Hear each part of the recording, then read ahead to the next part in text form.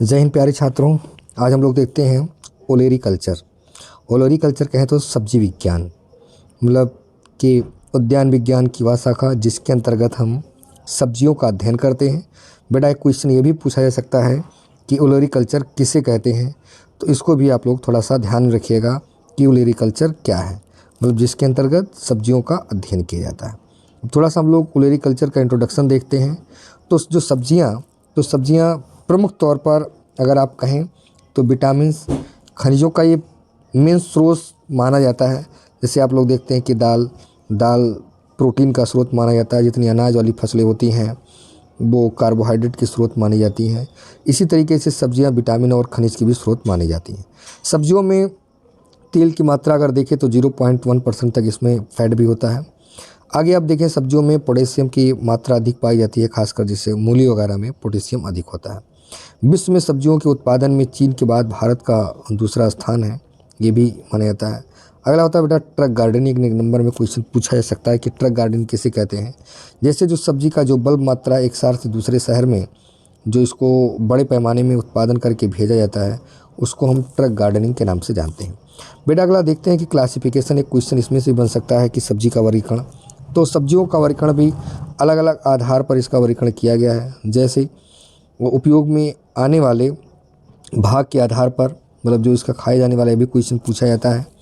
जैसे बेटा लीफ वाली जो सब्जियां हैं, जैसे अब लीफ वाली में जो पत्तीदार, जैसे पालक है, मेथी है, चौलाई है, बथुआ है, सलाद है, सरसों है, ये सब प्रमुख तौर पर पत्ती के रूप में इसका प्रयोग किया जाता है, पत्तियों के रूप में खाया जाता है। और ये प्रमुख तौर पर अगर आप देखें तो बीज के द्वारा इनका प्रोपागेशन किया जाता है, ये भी मेन पॉइंट माना जाता है। आगे अगर देखें बेटा तो फिर यहाँ पर जैसे खाए जाने वाले भाग में दूसरा हो गया कि फूल वाले में, जैसे आप कैलीफ्लावर में फूल गोभी खाते हैं, ये भी आपका उसी में आता है। जैसे फल वाली में मतलब फ्रूट जिसका फल खाते हैं, जैसे आपका टमाटर है, मिर्च है, बैगन, भिंडी, ये सब इसका फूल खाते हैं। फली के आधार पर अगर देखें जैसे ग्वार है, मटर है, इस सब का फली खाया जाता है।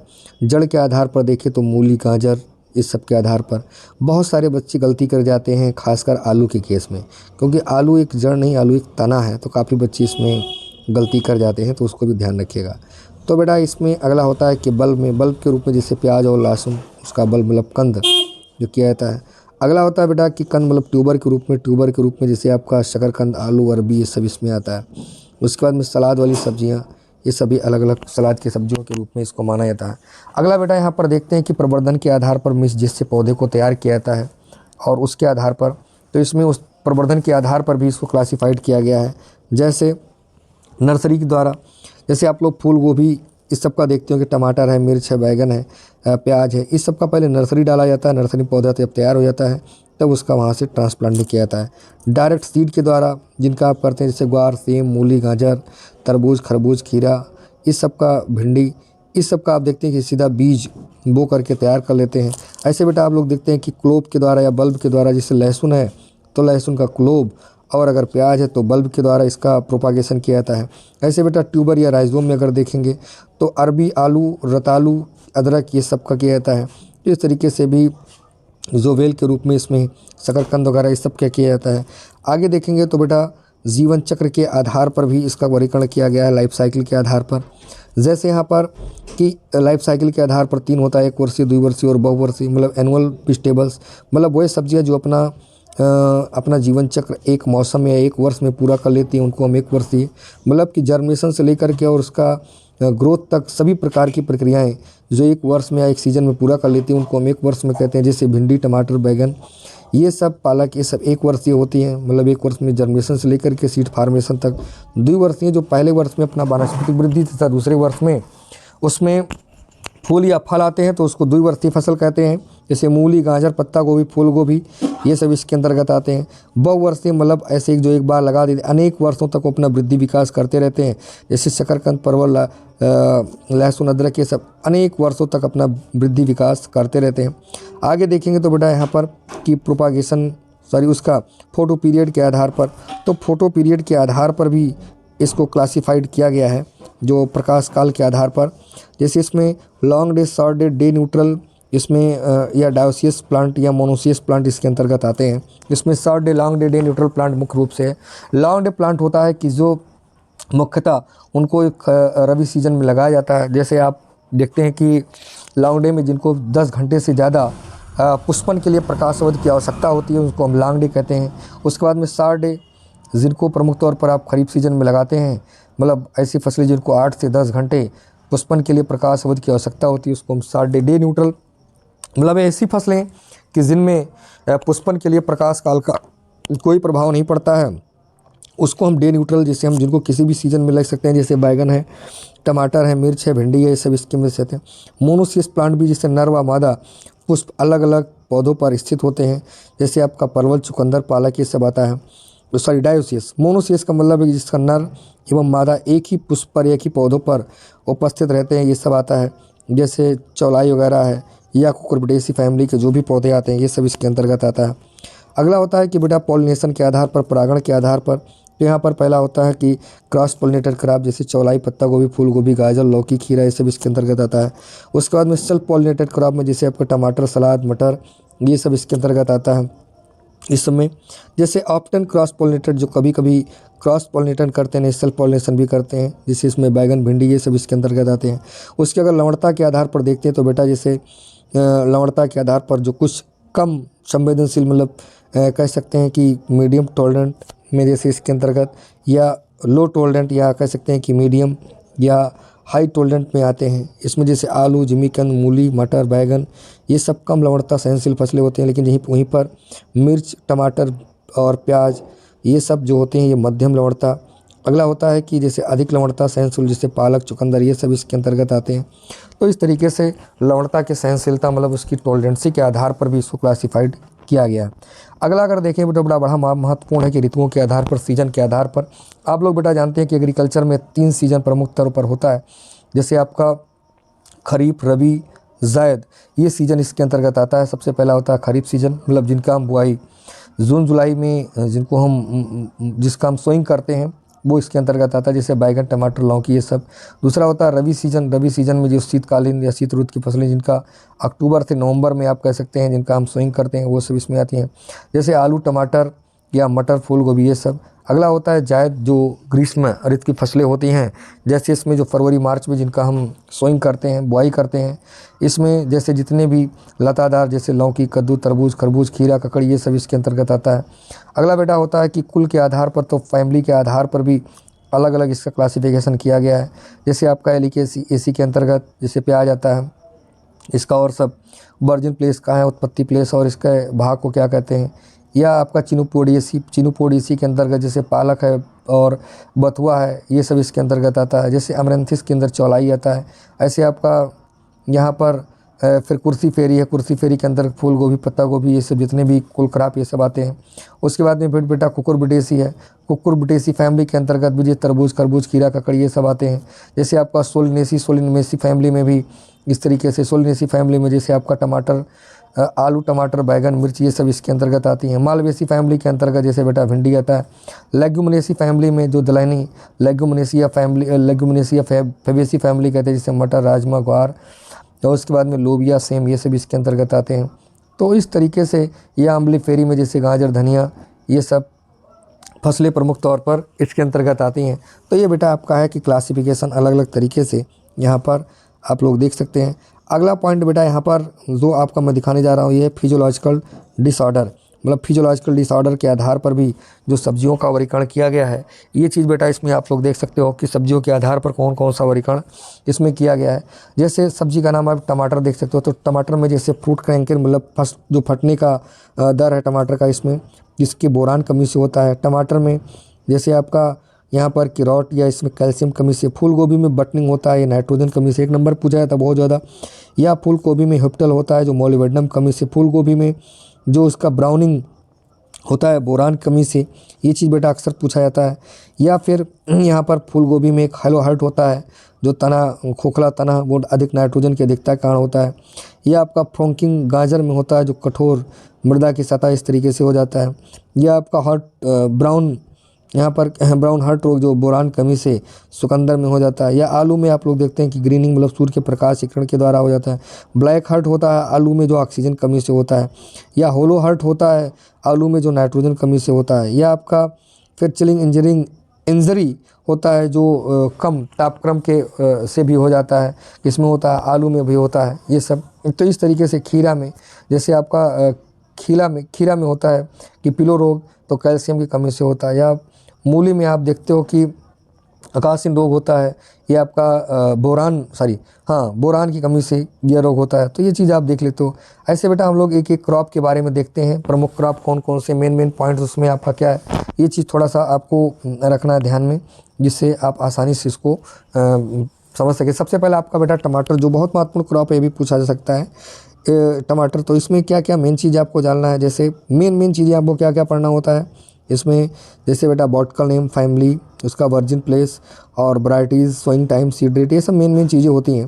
जैसे आपका टमाटर है तो लाइकोपर्सिकॉन एंसिकुलेंटम ये इसका क्या है, इस बॉटकल नेम है। इसका फैमिली क्या है सोलेनेसी। उत्पत्ति स्थान बेटा क्या है कि पेरू। इसमें प्रमुख तौर पर विटामिन अगर देखें तो A, B, C ये इसका अच्छा स्रोत माना जाता है। और टमाटर उत्पादन में राजस्थान या अन्य राज्य इसमें ज़्यादा उत्पादन में अग्रणी रहते हैं।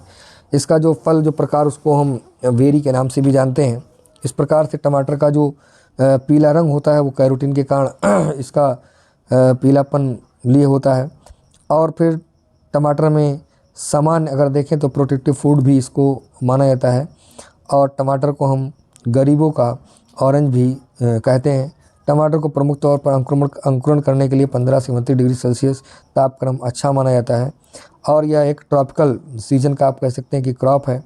टमाटर में लाइकोपीन के कारण उसका रंग क्या होता है, लाल होता है, जो प्रमुख तौर पर देखते हो 20, फिर उसके बाद में 29 डिग्री सेल्सियस पर लाल रंग नहीं बनता, मतलब उससे और कम तापक्रम भी इसमें रहना चाहिए।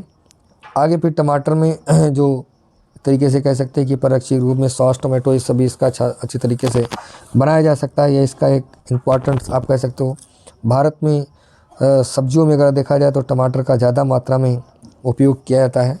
इस प्रकार से टमाटर में मुख्य तौर पर जो एसिटिक अम्ल वो 0.3% तक इसमें पाया जाता है।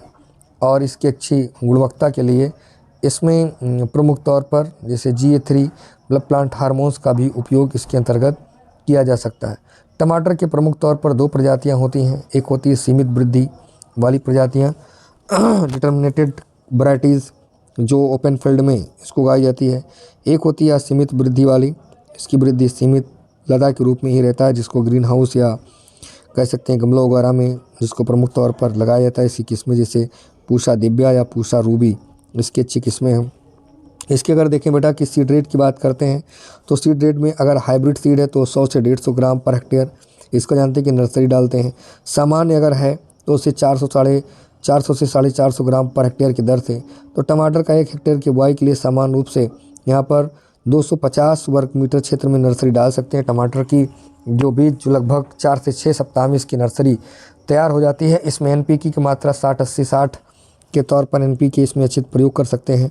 हल्की अम्लीय मृदा इसके लिए अच्छी मानी जाती है। और हल्का सॉइल के उसमें कहें तो सैंडी लोम सॉइल भी इसके लिए अच्छा हो सकता है। अगर आप देखें कि वैरायटी के रूप में जैसे पूषा रूबी है, पूषा इसमें बेटा जैसे वैरायटी के रूप में देखें तो पूषा रूबी है, पूषा 120 है, SL 120 है, हिसार अनमोल है, हिसार गौरव है, या पूषा शीतल है, पूषा दिव्या है, या आपका रोमा पंजाब या पंजाब छुआरा है, या पारका है। इस तरीके से अलग अलग इसकी वैरायटियाँ हैं जो प्रमुख तौर पर इसमें उगाई जा सकती हैं। इसका प्रयोग आप कर सकते हैं। तो ये सब आती हैं। अगला बेटा इसमें बैगन का, अगर बैगन क्रॉप के रूप में मेन पॉइंट जानो आप तो बैगन में क्या है, तो इसमें सोलनम मिलांजनो इसका क्या है, बॉटकल नेम होता है, सोलनेसी फैमिली से है, जिसका उत्पत्ति स्थान कहाँ है, भारत है। इसको हम एक प्लांट के नाम से भी जानते हैं। विटामिन B और आयरन का एक अच्छा स्रोत माना जाता है। और इस तरीके से हम बैगन की जो वृद्धि हो, मगर देखें इसका टेम्परेचर तो 20 से 30 डिग्री सेल्सियस पर उपयुक्त माना जाता है। बैगन में जल्दी फूल लाने के लिए NAA नैप्थेनिल एसिटिक एसिड @60 ppm का प्रयोग कर सकते हैं, मतलब एक हार्मोन से जिससे जल्दी फ्लावरिंग हो सकता है। ये पॉइंट इसमें आप देख सकते हैं। अगला आप देखेंगे तो बैगन में यहाँ पर माना जाता है कि प्रमुख तौर पर बैगन में सोले यहाँ पर सिडिन नामक विषैला तत्व भी इसमें प्रमुख तौर पर पाएगा। सीड रेट की बात करते हैं तो हाइब्रिड जो है वो 150 से 200 ग्राम पर हेक्टेयर। अगर सामान्य किस्म में देखें तो बेटा 350 से 500 ग्राम। वैरायटी के तौर पर देखें तो पूषा पर्पल लॉन्ग जो अति शीघ्र पकने वाली है, यह आपका पंत सम्राट जो यहाँ पर देख सकते हैं अच्छी प्रजाति है। यहाँ पर अर्का या नीलकंठ के रूप में या ब्लैक ब्यूटी के रूप में इसको भी माना जाता है। ब्लैक ब्यूटी ये भी अच्छा, ये अन्ना मलाई एक ऐसी इसकी एक अच्छी वैरायटी है। ये अर्का नवनीत। तो इस तरीके से अलग अलग इसकी अच्छी किस्में हैं। इसमें जैसे अर्का निधि, अर्काशील, अर्का केशव, अर्का अनमोल, पंत ऋतुराज, एक अलग अलग इसकी प्रजातियां हैं। इसके बारे में भी आप लोग अच्छे तरीके से देख सकते हैं। अगला बेटा एक आपका जो सब्जियों का राजा है उसके बारे में देखते हैं। सब्जियों का राजा मीन्स आलू की खेती के बारे में, मीन्स सोलेनम ट्यूबरेशन ये इसका क्या है, मीन्स बॉटकल नेम सोलिनेसी फैमिली का है। इसका भी उत्पत्ति स्थान पेरू या दक्षिणी अमेरिका माना जाता है। आलू के अगर देखा तो इसको किंग ऑफ वेजिटेबल के नाम से भी जानते हैं या पुअर मैन ऑफ फूड, या आलू एक कैश क्रॉप के रूप में, नकदी फसल के रूप में भी जाना जाता है, जिसका अच्छे तरीके से आलू आप लोग जानते हैं कि स्टार्च का एक अच्छा स्रोत होता है। भारत में आलू एक प्रमुख, भारत में क्या पूरे विश्व में आलू को एक प्रमुख सब्जी के तौर पर इसका उपयोग किया जाता है। उत्तर प्रदेश इसका अग्रिम स्थान है। दाने के इसको फल को हम बेरी के नाम से भी जानते हैं। जो खाने वाला भाग होता है उसको हम क्या बोलते हैं, ट्यूबर बोलते हैं। जो ट्यूबर क्या होता है, एक रूपांतरित तना के रूप में होता है या एक बहुवर्षीय पौधे के रूप में भी माना जाता है। इसको सीथरी और लॉन्ग डे प्लांट के रूप में भी कह सकते हैं। और कंद की अच्छी वृद्धि के लिए कह सकते हैं कि 17 से लेकर के 19 डिग्री सेल्सियस तापक्रम इसके लिए अच्छी होती है। अगर हम देखें तो आलू की खेती के लिए अम्लीय मृदा मतलब 5 से साढ़े लेकर के और 6.5 तक अधिक इसके लिए पीएच बड़ा अच्छा होता है। ये पॉइंट इसमें माना जाता है। और इसमें सोलिनिन नामक विषैला तत्व भी इसमें प्रमुख तौर पर पाया जाता है। इसका प्रोपागेशन देखते हैं तो प्रोपागेशन बेटा इसका हम ट्यूबर के सहायता से भी करते हैं। ट्यूबर के सहायता से प्रमुख तौर पर इसका प्रोपागेशन मुख्य रूप से किया जाता है। तो एक चीज़ ये हो गया। अगला चीज़ इसमें अगर आप देखेंगे बेटा तो इसका हम बीज दर की बात करें तो अगर अगेती फसल है जिसमें 30 से 50 ग्राम का अगर आप ट्यूबर का प्रयोग कर रहे हैं तो लगभग 20 से 25 कुंटल पर हेक्टेयर ट्यूबर की आवश्यकता होती है। ट्यूबर में कम से कम 3 आँख वाला ट्यूबर होना चाहिए। अगर 25 ग्राम का है तो 15 से 20 कुंटल यहाँ पर सीड रेट की आवश्यकता होगी।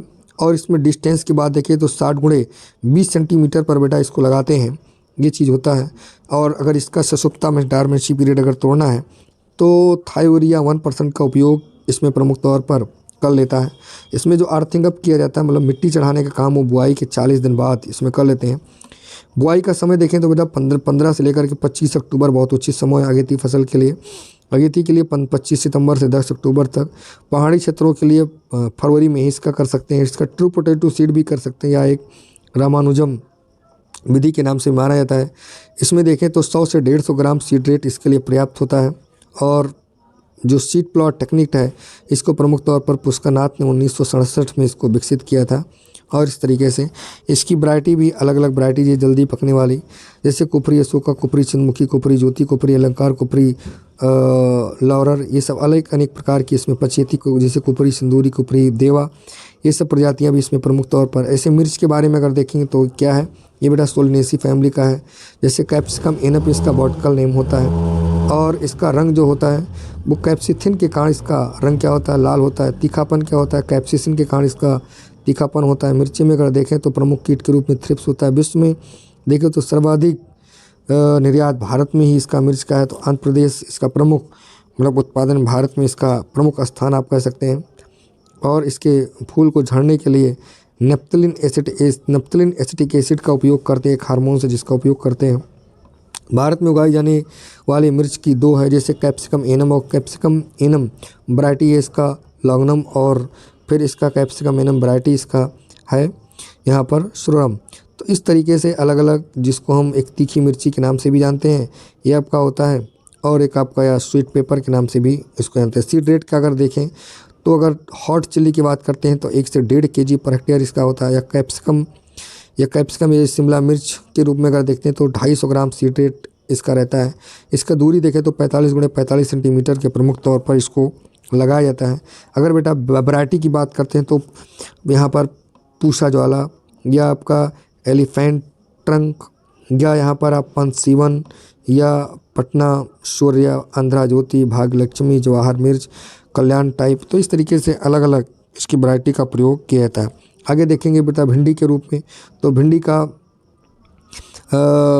भिंडी का यहाँ पर बॉटकल नेम या भिंडी का फिर फैमिली जो मालवेसी फैमिली से बिलोंग करता है और इसका उत्पत्ति स्थान आप देखें तो अफ्रीका माना जाता है। ये इसके हम कैप्सूल, इसके खाने वाले भाग को बोलते हैं, जो भिंडी में आयोडीन का एक अच्छा स्रोत भी माना जाता है और उष्ण जलवायु में अच्छी तरीके से इसको उगाया भी जा सकता है। इसकी अगर हम बीज दर की बात करते हैं तो बेटा खरीफ सीजन में अगर लगा रहे हैं तो 10 से 12 केजी पर हेक्टेयर इसका सीड रेट होता है। अगर हम स्प्रिंकलर मतलब गर्मियों के सीज़न में लगा रहे हैं तो 18 से 20 केजी पर हेक्टेयर, जिसका हम स्पेसिंग 20 × 30 सेंटीमीटर के आधार पर लगाते हैं। और गर्मियों में भी भिंडी की बुआई फरवरी मार्च में भी, जायद में भी इसकी की जाती है और खरीफ में बुआई ज़्यादा अधिक उत्पादन प्राप्त होता है, मतलब ज़्यादा अच्छा होता है। बुआई के बाद प्रथम तुड़ाई जो 50 से 60 दिन बाद किया जाता है। इसकी अगर हम वैरायटी की बात करते हैं तो वैरायटी भी पूषा शावनी या यहाँ पर वर्षा उपहार और इस तरीके से अर्गा अनामिका या यहाँ पर पंजाब पद्मिनी, पंजाब मखमली, हिसार उन्नत, अलग अलग इसकी प्रजातियाँ हैं। अगला यहाँ पर देखते हैं बेटा कि कोल क्रॉप। कोल मतलब जो ठंडे जलवायु वाले पौधे हैं। कोल का मतलब भी पूछा जाता है, कभी कभी एक नंबर पूछ लेता है। कोल फसलों का जो उद्भव वो जंगली या आप कह सकते हैं पत्ता गोभी या कोलबर्ट से हुआ, इसलिए इसको कोल क्रॉप के नाम से। इसमें कौन कौन से फसलें आती हैं कोल क्रॉप में? पत्ता गोभी, फूल गोभी, गांठ गोभी, ब्रोकली, कोल, ये सब इसके अंतर्गत आती हैं जो प्रमुख तौर पर इसमें उगाई जाती हैं। अब कोल क्रॉप के बारे में हम लोग देखते हैं। इसमें सबसे पहला आता है बेटा कैलीफ्लावर, जिसको हम फूल गोभी के नाम से जानते हैं। ब्रिस्का ओलेरिसिया इसका और वैरायटी ब्रोटाइटिस इसका वैरायटी होता है। कुर्सीफेरी फैमिली से बिलोंग करता है। जो उसका खाए जाने वाला भाग उसको कर्ड बोलते हैं। और कर्डलिंग मतलब पुष्प आने की क्रिया को कर्डिंग बोलते हैं यहाँ पर। और फूल अगर देखें तो फूल गोभी में एक ब्लांचिंग क्रिया जो कर्ड से सूर्य को बचाने के लिए, एक ब्लांचिंग क्रिया भी कभी कभी पूछ लेता है, तो सूर्य से बचाने के लिए, जिससे फूल गोभी पीला ना पड़े, उससे बचाने के लिए पत्तियों से ढका जाता है। या उसके जो फूल गोभी का पुष्पक्रम उसको बोलते हैं ऋषिमोष के नाम से इसको जानते हैं। ये भी आप कह सकते हैं कि तापक्रम के लिए भी संवेदनशील ही रहता है अगेती के रूप में। और फूल गोभी क्रॉस पॉलिनेटेड क्रॉप के रूप में माना जाता है। और अगर इसके हम सीड रेट की बात करते हैं, फूल गोभी में अगर हम सीड रेट की बात करें तो बेटा इसका जो सीड रेट होगा वो होता है 375 से 500 ग्राम पर हेक्टेयर। अगर अगेती तो 600 से 750 ग्राम पर हेक्टेयर। इसकी स्पेसिंग अगर देखें तो 60 × 45 सेंटीमीटर की दूरी पर इसको लगाया जाता है। और 1 हेक्टेयर अगर फसल लगाना है तो 150 मीटर स्क्वायर नर्सरी इसके लिए पर्याप्त होता है। फूल गोभी 3 से 4 सप्ताह बाद रोपण कर देना चाहिए। इसकी वैरायटी देखें तो अगेती किस्में, और इसमें जैसे पूषा अर्ली सिंथेटिक या अर्ली कुमारी या पूषा दीपाली, यहाँ पर पूषा केतकी, अर्ली पटना या पंत गोभी 3 या पूषा कार्तिकी, ये सब इसमें प्रमुख किस्में। ऐसे बेटा कैबेज के बारे में भी आप लोग थोड़ा सा देख लेना। ये भी एक महत्वपूर्ण क्रॉप इसके अंतर्गत आ जाता है। ऐसे इसमें जो जड़ वाली फसलें हैं जैसे आपका रेडिश मूली, इसको हम बोलते हैं रेफनेस सटाइवस, कुर्सीफेरी फैमिली से बिलोंग करता है। और यह क्या होता है पर परागण के द्वारा होता है। या मूली में चरपराहट जो होता है इसमें क्या होता है आइसोथायोसाइनाइड के कारण इसमें चरपराहट होता है। और मूली की अगर फसल देखें तो 10 से 15 डिग्री सेल्सियस तापक्रम इसके लिए उपयुक्त है माना जाता है। सरसों के आरा मक्खी के द्वारा प्रमुख कीट यहाँ पर, या इसको कह सकते हैं कि ब्राउन हर्ट जो बोरान कमी से इसमें प्रमुख तौर पर होता है। आगे अगर देखेंगे बेटा तो मूली में फिजियोलॉजिकल डिसऑर्डर मैंने बताया ही। या बीज दर की अगर बात करते हैं तो 5.5 से 11 केजी पर हेक्टेयर इसमें रहता है। किस्म की अगर बात करें तो पूषा हिमानी, राउंड चेरी बेली या अर्का निशांत या अर्का ग्लोब या